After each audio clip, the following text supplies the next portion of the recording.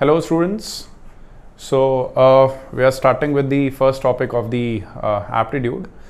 So the first thing that you need to know is the definition of aptitude कि aptitude होता क्या है और जो चीज़ें हम पूरे स्कूल अपने स्कूल टाइम में पढ़ चुके हैं ऑलरेडी उसको हमें दोबारा पढ़ने की ज़रूरत क्यों पड़ रही है एक अलग तरीके से, राइट?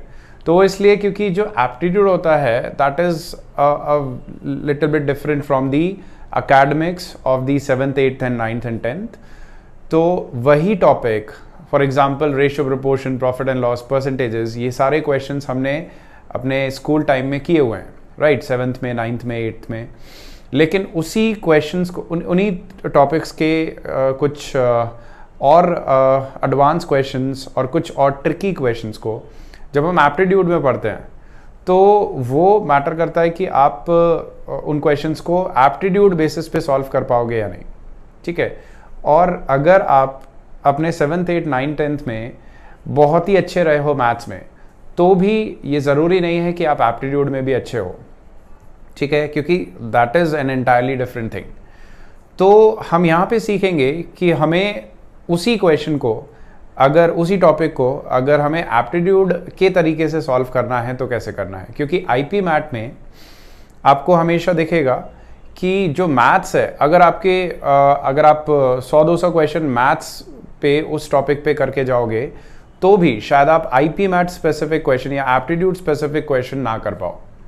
तो आपको स्विच करना पड़ेगा from the college school level thinking to the aptitude based thinking, ठीक है? तो we are starting with the first topic, number system. That's the basic topic. हमने पूरा नंबर सिस्टम बचपन में पढ़ा हुआ है, हम बचपन से सारे नंबर्स ही पढ़ते आ रहे हैं मैथ्स में. लेकिन फिर भी यहाँ पे कुछ ऐसी चीज़ें आएंगी जो कि अलग होंगी उन चीज़ों से जो तुमने अपने स्कूल्स में पढ़े हैं, ठीक है? और वही रिक्वायर्ड है आपके आईपी मैथ क्लियर करने के लिए, ठीक है? तो we starting with the basic topic of number system and the first thing is the classification of numbers, ठीक है? कि नंबर्स को आप कितने तरह से क्लासिफाई कर पाओगे, ठीक है? हमने बहुत सारे नंबर्स पढ़े हैं, prime number, odd number, even number, rational number, integers, fractions, decimals, ये सारे अलग अलग टाइप के नंबर्स हमने पढ़े हैं. बट इनको एक ट्री के फॉर्म में कैसे पुट किया जाता है और कौन से नंबर्स किस नंबर्स के सब क्लासिफिकेशन हैं वो हम अभी सीखेंगे, ठीक है? तो नंबर्स, जो पहला क्लासिफिकेशन होता है नंबर्स का वो होता है, आई होप आप लोग अपने माइंड में गेस भी कर रहे हो कि जो पहला क्लासिफिकेशन नंबर्स का होता है वो होता है real numbers and imaginary numbers, ठीक है? Real numbers and imaginary numbers, ठीक है? क्या होते हैं ये real numbers and imaginary numbers? Real numbers मतलब जो होते हैं, सिंपल, ठीक है? अगर सिंपल भाषा में बोले तो जो नंबर्स होते हैं, जो नंबर्स आपने देखे हैं, जिस नंबर का आपको आइडिया है कि ये नंबर क्या होगा, वो रियल नंबर्स होते हैं. अगर प्रॉपर मैथमेटिकल डेफिनेशन देखें तो रियल नंबर्स की डेफिनेशन होती है the numbers which can be represented either approximately or exactly on the number line, ठीक है? Number line I hope everyone knows from -∞ to +∞, ठीक है? अब अगर मैं मान लो बात करता हूं नंबर की 2, 5, -7, -3.57, -50 एंड सो ऑन, ये सारे नंबर्स रियल हैं क्योंकि इनकी हम पोजीशन एग्जैक्ट बता सकते हैं, ठीक है? आपको पता होगा कि 2 जो है वो नंबर लाइन पे कहाँ आएगा, 5 नंबर लाइन पे कहाँ आएगा, -7 नंबर लाइन पे कहाँ आएगा एंड सो ऑन, ठीक है? अब ऐसे भी कुछ नंबर्स होते हैं जो एग्जैक्टली तो नहीं लेकिन अप्रोक्सीमेटली आप रिप्रेजेंट कर सकते हो नंबर लाइन पे. For example if you have something like 3.3333 up to infinity, ठीक है? ये ऐसा नंबर है जिसको आप एग्जैक्टली लोकेट नहीं कर पाओगे नंबर लाइन पे, ठीक है? क्यों कैसे नहीं कर पाओगे? मान लो ये 1 है, ये 2 है, ये 3 है और ये 4 है. तो ऑन दी फर्स्ट को आप ये कह सकते हो कि ये जो 3.33 है ये 3 के बाद कुछ यहां पे आएगा, है ना? 3.3 के आसपास आएगा. बट अगर आपने ये स्केल 10 टाइम्स बड़ा कर दिया, 3 से 4 का जो डिवीजन है उसको 10 टाइम्स बड़ा कर दिया, तो उसमें भी ये 0.3 पे आएगा। ठीक है, आई होप समझ रहे हो। अगर ये 10 टाइम्स बड़ा हो गया स्केल, और ये हो गया 3, ये हो गया 3.1, ये हो गया 3.2, 3.3, 3.4, तो अभी भी मैं ये नहीं कह सकता ना कि ये नंबर एग्जैक्टली 3.3 पे आ रहा है। अब ये नंबर इसके और डिविजन्स में जाएगा तो ये और नीचे चला जाएगा, और ये 3 जो एक और अगर मैं 3 इंक्लूड करूंगा इसमें, अगर मैं 3.33 की बात करता हूं तो ये 3.3 से भी 0.03 आगे आएगा। फिर इसको भी अगर जूम करके 10 टाइम्स कर देंगे तो उसका भी 0.3 आगे आएगा, मतलब 3 डिवीजन आगे आएगा, एंड सो। ठीक है, तो ये ऐसा नंबर है जिसको आप एग्जैक्टली तो लोकेट नहीं कर सकते नंबर लाइन पे। ठीक है, लेकिन अप्रोक्सीमेटली कर सकते हो। एटलीस्ट तुम्हें आइडिया है कि नंबर लाइन पे 3 के कुछ बाद आ रहा है। ठीक है, एंड दैट मैटर्स। ऑलराइट, तो इसको मैं पूरा ही इरेज करके फिर से बना देता हूं। Numbers real, imaginary. ठीक है, अब इमेजिनरी नंबर्स क्या होते हैं? जिनको आप अप्रोक्सीमेट भी नहीं कर सकते नंबर लाइन पे। For example root of -4। अगर मैं नंबर लाइन बनाता हूं 0, -इन्फिनिटी, +इन्फिनिटी, ठीक है, तो रूट ऑफ -4 ऐसा कौन सा नंबर है जिसका कि स्क्वायर -4 के इक्वल है? तो ऐसा कोई नंबर नहीं है। अगर आप कहते हो कि ऐसा नंबर है 2, तो ये गलत है, क्योंकि 2 का स्क्वायर तो 4 होता है ना? तो रूट ऑफ -4 की वैल्यू 2 तो नहीं होगी।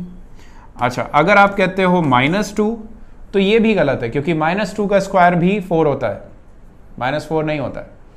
तो दैट्स वाई ये ऐसा नंबर है जिसको आप पता ही नहीं कर सकते कि कहाँ आएगा।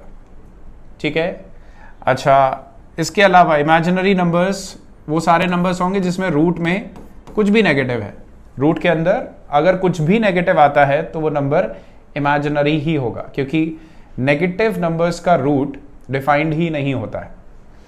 ठीक है, अब इसके अलावा भी इमेजिनरी नंबर्स होते हैं, वो आपके स्क्रीन पे भी हैं, जैसे इन्फिनिटी और -इन्फिनिटी। ये नंबर्स भी इमेजिनरी ही कहलाते हैं।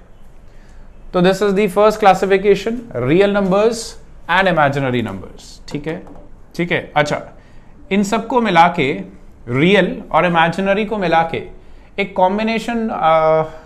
कॉम्बिनेशन करके भी एक नंबर बनता है जिसको हम कहते हैं कॉम्प्लेक्स नंबर्स। ठीक है, इन दोनों के कॉम्बिनेशन से भी एक नंबर बनता है जिसको कहते हैं कॉम्प्लेक्स नंबर। इसका कुछ पार्ट रियल होता है, कुछ पार्ट इमेजिनरी होता है। तो रियल नंबर, इसका जैसे एक एग्जांपल मैं दूं तो 3 + रूट ऑफ -2, तो इसमें ये पार्ट रियल है और ये पार्ट इमेजिनरी है, तो this number is complex number. ठीक है, अभी तुम्हें नंबर्स के ही ट्री में बहुत सारी ऐसी चीजें पता चलेंगी जो तुमने अपने स्कूल में सिर्फ रटी हुई थी और जिसका एक्चुअल प्रैक्टिकल इंप्लीमेंटेशन तुम्हें नहीं पता है। तुम्हें मैं इवन और ऑड में भी कंफ्यूजन कराऊंगा, मतलब तुम्हें ये लगता होगा कि इवन और ऑड तुम्हें अच्छे से आते हैं, लेकिन नहीं, तुम्हें अभी पता चलेगा कि शायद तुम्हें इवन और ऑड भी, प्राइम और कॉम्पोजिट भी उतने अच्छे से नहीं आते हैं। ठीक है, इसलिए that's the only difference between the school level maths and the aptitude. Okay, then we go to the further sub classifications of real numbers. Real number के अगर फर्दर क्लासिफिकेशन करेंगे तो क्या क्या आएंगे? तो आएंगे रैशनल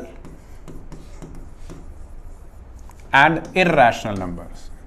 रैशनल नंबर्स और इरैशनल नंबर। अब ये क्या होता है?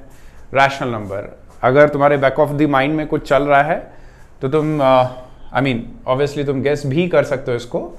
वही डेफिनेशन है, चेंज कुछ नहीं है, बट डेफिनेशन तुम्हें पता होनी चाहिए। रैशनल नंबर की जो प्रॉपर डेफिनेशन होती है कि the number which can be represented in the form of p/q where q is not equal to 0।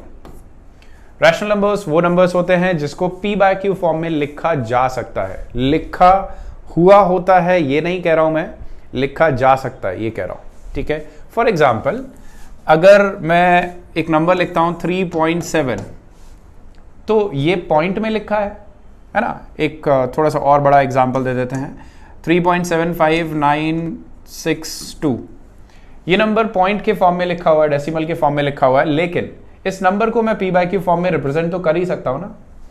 तो this number can be change to 3। अगर हम यहां से पॉइंट हटाएंगे तो उतने ही जीरो से डिवाइड कर देंगे, ठीक है। 3 4 5, एक ज्यादा हो गया, 5 से डिवाइड कर देंगे तो ये नंबर बन जाएगा p बाई क्यू फॉर्म में। तो ओवरऑल बात ये है कि वो नंबर जिसको p बाई क्यू फॉर्म में रिप्रेजेंट किया जा सकता है, that is called rational number. अब यहाँ पे एक थोड़ा अलग एग्जाम्पल भी बताऊंगा। एक थोड़ा सा अलग एग्जाम्पल है, जैसे हम करते हैं अगर 0.3 bar, 0.3 bar, what is 0.3 bar? 0.3 bar is 0.3333 up to infinity, 0.33 up to infinity, ठीक है। ये होता है 0.3 बार। क्या इसको भी मैं p बाई क्यू फॉर्म में रिप्रेजेंट कर सकता हूं? बिल्कुल बिल्कुल कर सकते हैं। क्या 0.3333 up to infinity can be represented as 1/3। देखो 1/3 करके देख लो, 0.3333 up to infinity ही आता है ना। तो इसका मतलब इसको किसी ना किसी मेथड से मैं p बाई क्यू फॉर्म में डेफिनेटली रिप्रेजेंट कर सकता हूं, राइट। अब वो कैसे करते हैं वो अभी हम बाद में देखेंगे, बट अभी ये समझो कि कोई भी ऐसा नंबर है जिसमें कोई पैटर्न बन रहा है, 0.474747 up to infinity, 0.639639 up to infinity and so on. इस तरह का कोई भी नंबर अगर है जिसमें कोई पैटर्न बन रहा है, डिजिट्स रिपीट कर रही हैं, तो उसको मैं p बाई क्यू फॉर्म में रिप्रेजेंट डेफिनेटली कर सकता हूं, ठीक है। तो this is about rational number. अब इर्रेशनल नंबर्स क्या होते हैं? इर्रेशनल नंबर्स वो होते हैं जिनको हम p बाई क्यू फॉर्म में कभी रिप्रेजेंट नहीं कर सकते। अच्छा, यहाँ पे एक छोटा सा क्लॉज भी था रैशनल नंबर में कि q should not be equal to 0, क्योंकि अगर q की वैल्यू 0 हो गई तो सपोज मैं p अपॉन 0 फॉर्म की बात कर रहा हूं, अगर मैं p अपॉन 0 करूंगा तो ये नंबर इमेजिनरी हो जाएगा, ठीक है, ये फिर रियल ही नहीं रहेगा। तो therefore this is also a small clue but important one कि p बाय q फॉर्म में q should not be equal to 0। Alright, irrational number which can not be represented in the form of p by q ever, ठीक है, simple. अब examples क्या होते हैं इसके? Examples होते हैं √2, √3, √5 एंड सो ऑन, ठीक है।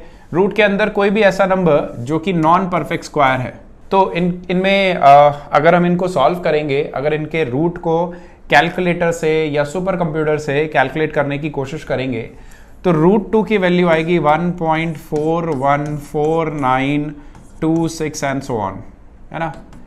आगे की वैल्यू मुझे नहीं याद है, तो 1.414 ऐसे करके ये इन्फिनिटी तक जाता रहेगा। और इनफाइनाइट तो है ये, लेकिन इसमें कोई पैटर्न नहीं है, ठीक है। देखो इनफाइनाइट नंबर्स इसमें भी आ रहे थे रैशनल नंबर में, है ना, लेकिन ये क्यों डिफरेंट है, ये क्यों इर्रेशनल है? क्योंकि इसमें ना तो कहीं पे रिपीटेशन आएगा और ना ये कहीं पे भी जाके स्टॉप होगी। मतलब ऐसा नहीं कि ये 50 प्लेस पे जाके कहीं पे बंद हो जाए, इसके बाद वैल्यू ही ना आए, नहीं, ऐसा नहीं होगा, ठीक है। इसका मतलब ये है कि अगर किसी भी नंबर में जो कि इनफाइनाइट जा रहा है, अगर कोई पैटर्न आने लगे, भले ही 50 प्लेस के बाद आ रहा है, इट डजंट मैटर, भले ही 50 प्लेस के बाद कोई पैटर्न आ जाए इसमें, या फिर 50 प्लेस के बाद 100 प्लेस के बाद ये टर्मिनेट हो जाए, मतलब उसके आगे कोई भी नंबर ना हो, अगर ऐसा होता है तो ये नंबर रैशनल बन जाएगा। लेकिन √2, √3, √5, √6 ये ऐसे नंबर्स हैं जो कभी भी ना तो कभी तुम्हें कोई पैटर्न देंगे और ना टर्मिनेट होंगे, ठीक है। ये हम सुपर कंप्यूटर्स से मतलब हजारों प्लेसेस आफ्टर द डेसिमल भी चेक कर चुके हैं, लेकिन ये पैटर्न नहीं, ये ना तो पैटर्न देते हैं ना टर्मिनेट होते हैं। तो therefore these are proper irrational number, ठीक है।